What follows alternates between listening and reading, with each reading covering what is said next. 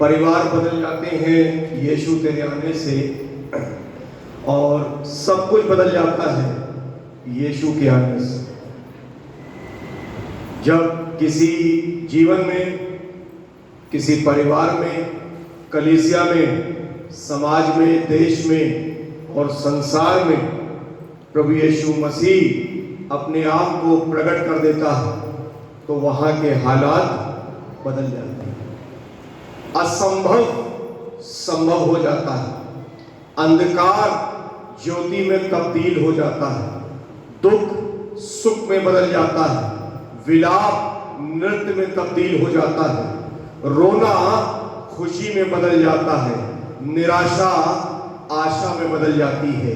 यही मेरा और आपका विश्वास है, यही मेरे और आपके जीवन की कामना है, और यही मेरे और आपके जीवन का भरोसा है, और यही परमेश्वर का उद्देश्य है, जो परमेश्वर मुझसे और आपसे चाहता है कि हम इस विश्वास में, आशा में आगे बढ़ते चले जाएं।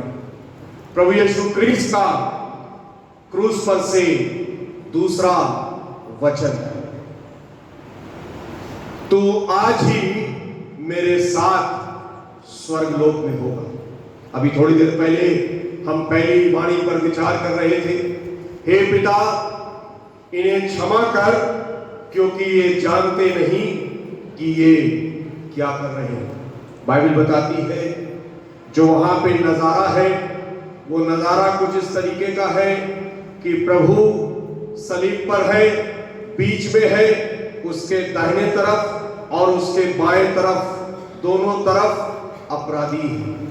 दोनों तरफ वो लोग हैं जिनके ऊपर ये इल्जाम है कि उन्होंने अपराध किया है, और यहां पे लिखा है वो डाकू, एक दाएं है और एक बाएं है।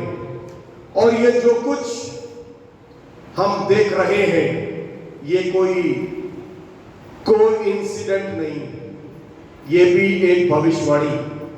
यशाया नबी की किताब, उसका 53वां अध्याय और उसकी 8 आयत, 9 आयत और उसके बाद 12 आयत, वहां लिखा है वो दोष लगाकर उसे ले गए, वो दोष लगाकर उसे ले गए।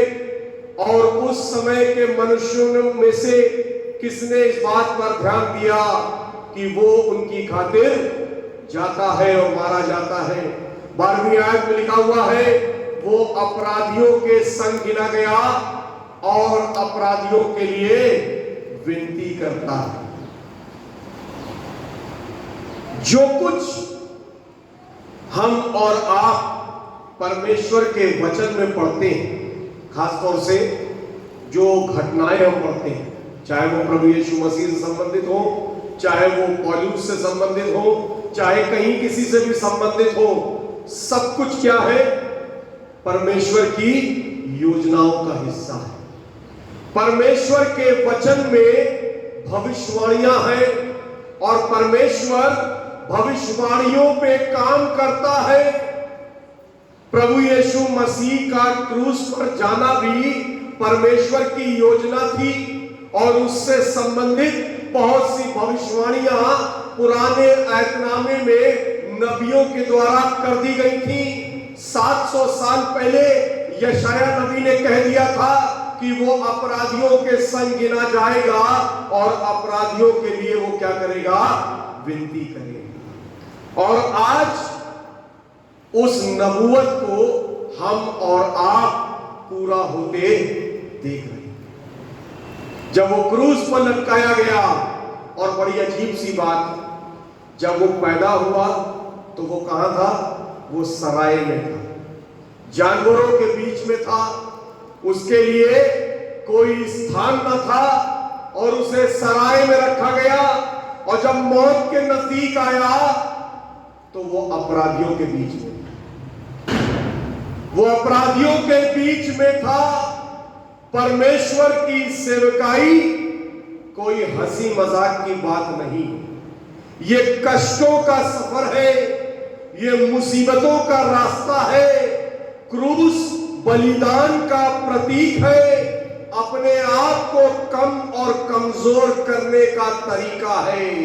और जब हम इन कष्टों को उठाते हैं, जब हम अपने आप को इन परिस्थितियों में ले आते हैं, तब परमेश्वर हमारे द्वारा काम करता है। जब तक हम अपने आप को ऊंचा रखते हैं, तब तक परमेश्वर हमारे जीवन से नीचा दिखाई पड़ता है। इसीलिए बार बार बाइबल में लिखा हुआ है, दीन बनो, नम्र बनो, अपने आप को कम करो, ताकि परमेश्वर जो शिरोमणि है वो तुम्हारे जीवनों से ऊंचा उठाया जाए। वो अपराधियों के संग गिना गया और अपराधियों के लिए विनती करता है। कुछ बातें हैं जो इस दूसरे कलमे से आज हम और आप समझने का प्रयास करेंगे। जब प्रभु अपराधियों के साथ क्रूस पर है, वहां पे वार्तालाप चल रही, बातचीत चल रही, क्योंकि जब किसी व्यक्ति को क्रूस पर लटकाते थे तो उसका मुंह नहीं बांध दिया गया, मुंह सबके खुले हुए, जबान सबकी काम कर रही थी। और बाइबल बताती है एक डाकू दाहिने है और एक डाकू बाएं है, और जो एक बाएं है या दाहिने है वो उस प्रभु से कह रहा है, क्या तू अपने आप को मसीह नहीं बोलता तो अपने को बचा और हमें भी बचा। चैलेंज कर रहा, तू तो अपने आप को मसीह बोलता है, तू तो कहता है तू बहुत बड़ा उद्धार करता है, मुक्तिदाता है, परमेश्वर का पुत्र है, परमेश्वर की सामर्थ तू कहता है तेरे अंदर काम करती है, तो अपने आप को बचा, पहले अपने को तो बचा और तब हमें बचा। और दूसरा जो डाकू है वो उसको शांत करा रहा है, वो शांत करा रहा है, कहता तू क्या बोल रहा, हमने तो जो किया है हम तो उसकी सजा पा रहे हैं, इसने तो कुछ नहीं किया, ये तो निर्दोष है, ये तो निरपराध है। लेकिन ये बड़ी विडंबना है कि आज ये भी हमारे साथ वही सजा पा रहा है जो हम पा रहे हैं। हम परमेश्वर को कितना जानते हैं और परमेश्वर हमको कितना जानता है, बात यहीं पे शुरू और यहीं खत्म हो जाती है। बाइबल को बार बार पढ़ना, रख लेना, गानों को रख लेना, दुआ को रख लेना और बहुत बार सरमन को रख लेना, ये कोई मसीह विश्वास का आधार नहीं। परमेश्वर को व्यक्तिगत तौर से जानना, परमेश्वर को पहचानना, परमेश्वर से व्यक्तिगत रूप से मुलाकात करना, परमेश्वर से व्यक्तिगत रूप से बात करना, ये मसीही जीवन की शुरुआत होती है।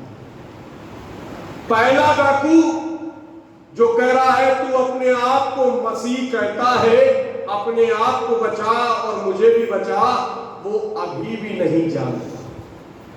जिंदगी के आखिरी पड़ाव पर, आखिरी मुकाम पर है, कुछ मिनट या कुछ घंटे बाद उसके प्राण निकल जाएंगे, लेकिन अभी भी अहंकार और मन का हट जा नहीं रहा।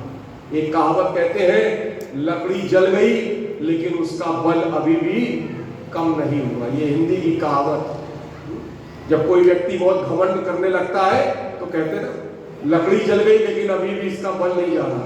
ये वही कहानी है। गुनाह कर करके छलनी हो गए लेकिन अहंकार अभी भी जा नहीं। और दूसरा डाकू, वो भी अपराधी है, वो प्रभु से नहीं बोल रहा बल्कि अपने साथी से कह रहा कि तू ये क्या बोल रहा, तू ये कह क्या रहा, अरे हम तो पापी हैं, ये थोड़ी पापी, हम तो सही सजा भुगत रहे हैं, ये तो गलत सजा उठा रहा है। मुंह बंद कर। जब मनुष्य परमेश्वर की समीपता में आ जाता है तो मनुष्य का मुंह बंद और परमेश्वर के वचन काम करने लगते हैं। इसीलिए कहते ना, जब परमेश्वर के भवन में आइए तो खामोश रहिए। क्यों? क्योंकि परमेश्वर अपने मंदिर में है। परमेश्वर का आत्मा जुम्बिश करता है। इंसानों को मुंह खोलने की नहीं, इंसानों को सुनने की आवश्यकता होती है। परमेश्वर बोलता है, हमें और आपको सुनना और स्वीकार करना होता है। अगर हम शोर मचाते रहेंगे तो परमेश्वर का काम अपने जीवन में नहीं देख पाएंगे। ये डाकू पहचान गया और अपने साथी से कह रहा है, मुंह बंद कर, ये तो गलत सजा उठा रहा है। परमेश्वर मौके सबको बराबर से देता है। एक दाहिने है और एक बाएं, दोनों बराबर दूरी पे। इस हाथ वाले को भी मौका है पश्चाताप करे, उस हाथ वाले को भी मौका है पश्चाताप करे। एक पहचान गया, दूसरा अभी भी नहीं पहचाना। जीवन में मौके बराबर से आते हैं। कुछ लोग पहचान जाते हैं, कुछ लोग भूल जाते हैं। परमेश्वर की बुलाहट सारी मनुष्य जाति के लिए है।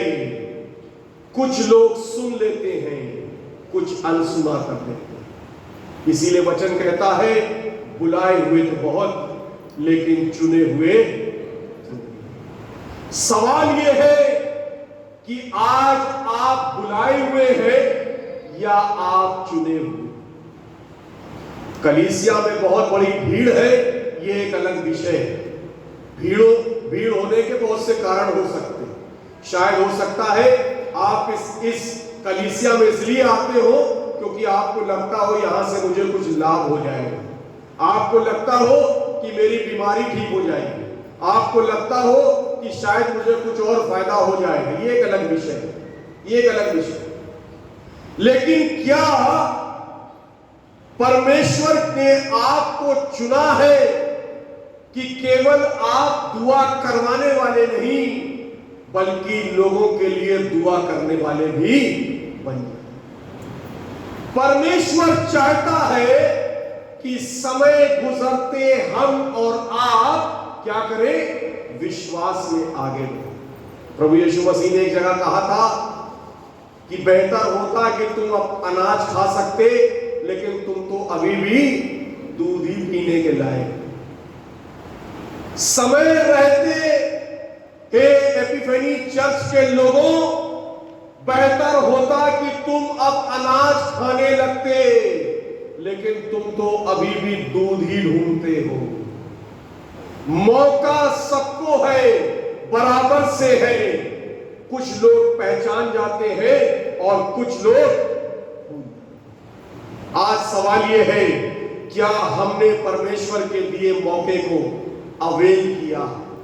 एक डाकू पहचान गया और दूसरा क्या करने लगा? इल्जाम लगा।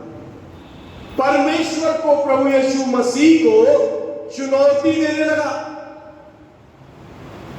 और जो डाकू प्रभु को पहचाना है, वो बहुत बड़ी बात है। अभी तो मंदिर का पर्दा फटा नहीं, अभी तो अंधकार हुआ नहीं, अभी तो प्रभु यीशु मसीह ने प्राण त्यागे नहीं, अभी तो चट्टानें तड़की नहीं, अभी तो अंधकार आया नहीं। उसके पहले ही वो प्रभु को पहचाना। समय रहते विश्वास कर लेना और समय रहते अंगीकार कर लेना जीवन को बचाने का कारण हो जाता है। पश्चाताप करना और अंगीकार करने का कोई समय नहीं होता। जिस पल मुझे एहसास होता है कि मैं गुनहगार हूं, उसी पल मुझे पश्चाताप करने की आवश्यकता होती है। परमेश्वर का वचन कहता है, सबने पाप किया और सब क्या है? परमेश्वर की महिमा से रहित। ये जो डाकू प्रभु को पहचान गया, ये कैसे पहचान गया? ऐसा लगता है कि परमेश्वर का आत्मा पवित्र आत्मा जो वहां पर काम कर रहा था, उसने उसके मन को कायल कर दिया। जब हम प्रभु की उपस्थिति में आते हैं तो परमेश्वर का आत्मा हमको कायल करता है, हमसे बातचीत करता है, हमको उत्साहित करता है, हमसे बोलता है, हमारा मार्गदर्शन करता है, हमें बहुत सारी चीजों का एहसास कराता है और हमें उभारता है कि हम अपने मन की बातों को खोलकर परमेश्वर के सामने रख। इस डाकू को परमेश्वर के आत्मा ने कायल कर दिया और इसका मुंह खुल गया। अगर परमेश्वर का काम आपके जीवन में हुआ है तो यह हो नहीं सकता कि आप मुंह बंद करके रहें, यह नामुमकिन। मुंह बंद करके अगर आप बैठते हैं और अपने विश्वास को दूसरों के साथ नहीं बांटते तो अभी आप विश्वास में कच्चे। परमेश्वर का आत्मा जिस जीवन में प्रवेश कर जाता है वो व्यक्ति कभी शांत नहीं बैठता। शाऊल जब पौलुस बना, प्रेरितों के काम उसके 9वें अध्याय में जब दमिश्क के रास्ते पे जा रहा था, प्रभु ने दर्शन दिया, हे शाऊल तू मुझे क्यों सताता है। गिर पड़ा, 3 दिन तक वो देख ना सका। जब आंखें खुली पौलुस बन गया। लोग डर रहे थे, घबरा रहे थे। प्रभु ने कहा मत घबराओ, क्योंकि यही है जो अन्य जातियों में जाकर मेरे नाम का प्रचार करेगा, राजाओं के सामने, शासकों के सामने ये मेरे नाम का ऐलान करेगा, इसको मैंने चुन लिया। परमेश्वर का आत्मा मुझे और आपको विवश करता है। ये अपराधी था, डाकू था, इसका इतिहास बुरा था और मौत के नजदीक था, लेकिन परमेश्वर ने इसे पकड़ लिया। दूसरा व्यक्ति जो मन का हठीला था, बाइबल कहती है जब तुम उसके वचन को सुनना तो अपने मन को कठोर मत कर। जब परमेश्वर का कलाम तुमको सुनाई पड़े तो उसे अपने दिल में उतरने देना, क्योंकि जितना वचन तुम्हारे दिमाग में और दिल में उतरेगा वो बहुत फलवंत होकर निकले। और अगर तुम उस वचन को रोक दोगे तो वो वचन तुम्हारे जीवन में बेअसर हो जाए। वो भूमि जिसे फलवंत होना चाहिए वो बंजर हो जाए। ये डाकू जो जिसके पास मौका था, इसने इस मौके को गवा दिया। ये इल्जाम लगा रहा है, प्रभु को चैलेंज कर रहा है और कह रहा है तू अपने आप को बचा और हमें भी बचा। और प्रभु ने उससे कोई बात नहीं की, बल्कि दूसरा डाकू जो प्रभु को पहचान गया था, प्रभु उससे मुखातिब। परमेश्वर विरोधियों से मुखातिब नहीं होता, परमेश्वर उनसे मुखातिब होता है जो विश्वास और भरोसे के साथ उसके सम्मुख आते हैं। आप दुआएं करते हैं, आपकी दुआ तब तक नहीं सुनी जाती जब तक उसमें विश्वास और परमेश्वर पर भरोसा नहीं होता। लेकिन जब आप विश्वास से पुकारते हैं तो परमेश्वर बोलता है। और प्रभु ने इस डाकू से कहा, मैं तुझसे कहता हूं आज ही तू मेरे साथ स्वर्गलोक में। आज ही।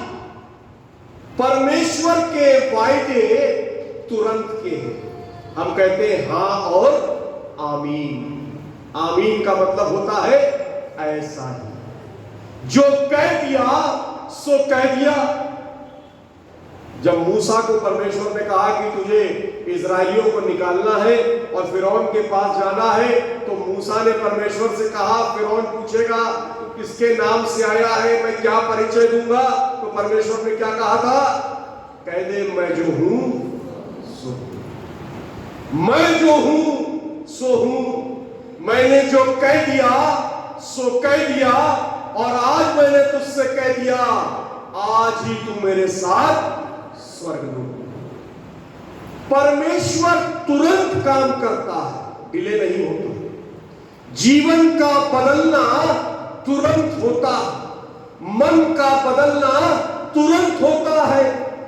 शाऊल पौलुस तुरंत बन गया, देर नहीं लगी। परमेश्वर मनों को तुरंत तब्दील करता है, समय नहीं लगता। मेरे और आपके कामों में समय लगता है, परमेश्वर के कामों में समय नहीं लगता। परमेश्वर का वचन कहता है उसके यहाँ 1000 वर्ष ऐसे हैं जैसे आज का दिन, और एक दिन ऐसा है जैसे 1000 वर्ष। कोई पैरामीटर में हम परमेश्वर को बांध नहीं सकते। आज ही तू मेरे साथ स्वर्गलोक में होगा। स्वर्गलोक मतलब इसको हम इंग्लिश में कहते हैं पैराडाइस, परमेश्वर का प्रॉमिस्ड स्थान, जिसका विवरण हम प्रकाशित वाक्य में पाते हैं।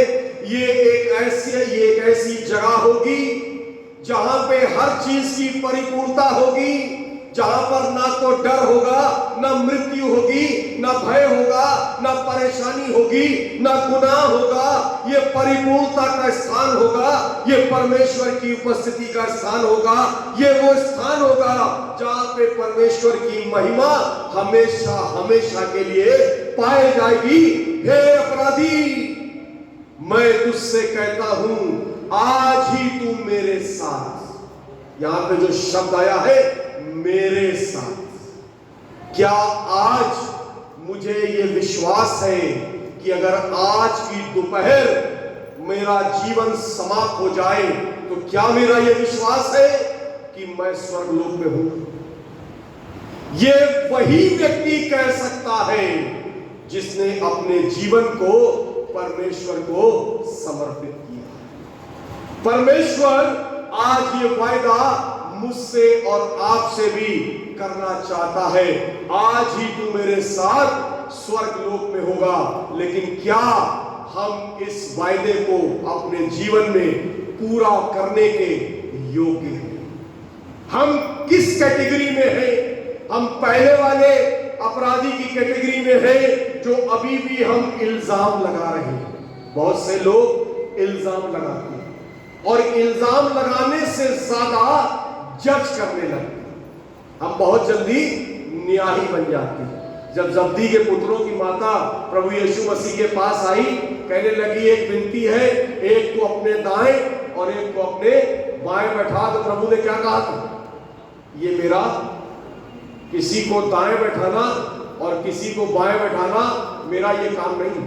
मैं इस काम के लिए नहीं आया, मैं तो सेवा करने आया। मैं तो सेवा करने आया हूं। मैं दाएं और बाएं बैठाने नहीं आया, मैं न्याय करने नहीं आया। जब वो न्याय नहीं कर रहा तो आज हम और आप कैसे बड़ी जल्दी न्यायी बन जाते हैं। फलाना व्यक्ति ऐसा है, फलाना वैसा है, वाली साहब ऐसे हैं, चर्च में ये हो रहा है, वो ऐसा कर रहा है, वो वैसा कर रहा है, हम बहुत अच्छे हैं, वो बहुत बुरा है। हमारा जीवन इन कामों के लिए नहीं, हमारा जीवन परमेश्वर की सेवा के लिए। इल्जाम लगाना, न्याय करना, ये मेरा आपका काम नहीं। प्रभु ने कहा दोष मत लगाओ तो तुम पर भी दोष न लगाओ। जिस नाप से तुम नापते हो उसी नाप से तुम्हारे लिए भी नापा जाए। दिया करो तो तुम्हें भी दिया जाएगा, क्षमा करो तो तुम्हें भी क्षमा किया जाए। आज हम और आप अपने जीवन के स्वयं जिम्मेदार हैं। बाइबल कहती है जब प्रभु यीशु मसीह का दोबारा आना होगा तो वो फिर से क्रूस पे नहीं जाएगा। अब दोबारा वो क्रूस पर जाने वाला नहीं, अब तो वो न्याय करने के लिए आएगा। पहली बार जब आया था तब उसने कहा था ये मेरा काम नहीं, लेकिन अब की न्याय करने आएगा क्योंकि ये परमेश्वर की योजना है। वो न्याय करेगा, कुछ को दाएं और कुछ को बाएं खड़ा करेगा। सवाल ये है, हम कहां होंगे? हम उस भीड़ में कहां होंगे? मत्ती की इंजील उसके 25वें अध्याय 40 आयत से पढ़िए। वहां लिखा, जब वो आएगा तो कहेगा, हे मेरे धन्य लोगों, मेरे दाहिने खड़े हो जाओ, क्योंकि मैं भूखा था, तुमने मुझे खाने को दिया, मैं प्यासा था, तुमने मुझे पानी पिलाया, मैं नंगा था, तुमने मुझे कपड़े पहनाए, मैं बंदी गृह में था, तुम मुझसे मिलने आए। लोग कहेंगे, हे प्रभु, हमने कब तुझे भूखा प्यासा देखा, हमने कब तुझे बंदी गृह में देखा? प्रभु कहेगा, यदि तुमने छोटे में से छोटे किसी एक के साथ किया तो वो मेरे साथ। मसीह जीवन सेवकाई का जीवन, मसीह जीवन प्रेम का जीवन, मसीह जीवन क्षमा करने का जीवन, मसीह जीवन परमेश्वर की महिमा करने का जीवन, मसीह जीवन गवाही का जीवन, मसीह जीवन एक दूसरे को ऊंचा उठाने का जीवन, मसीह जीवन विश्वास का जीवन है। मसीह जीवन न्याय करने का जीवन नहीं, मसीह जीवन इल्जाम लगाने का जीवन नहीं, क्योंकि समय थोड़ा है। हर एक व्यक्ति का जीवन परमेश्वर की ओर से निर्धारित है। बाइबल कहती है, कोई भी व्यक्ति चिंता करके अपनी अवस्था में एक भी घड़ी ना तो बढ़ा सकता और ना ही घटा सकता। एक एक मिनट परमेश्वर की ओर से ठहराया गया है। हम कितना भी कुछ भी कर ले, हम अपनी जिंदगी में एक मिनट ना तो प्लस कर सकते हैं और ना ही हम माइनस कर सकते हैं। जितना समय दे दिया परमेश्वर ने, परमेश्वर चाहता है हम उसकी महिमा के लिए खर्च करें, ताकि परमेश्वर का काम मेरे और आपके जीवन से पूरा हो सके। परमेश्वर इस वचन से हम सबको आशीष दे। आमीन।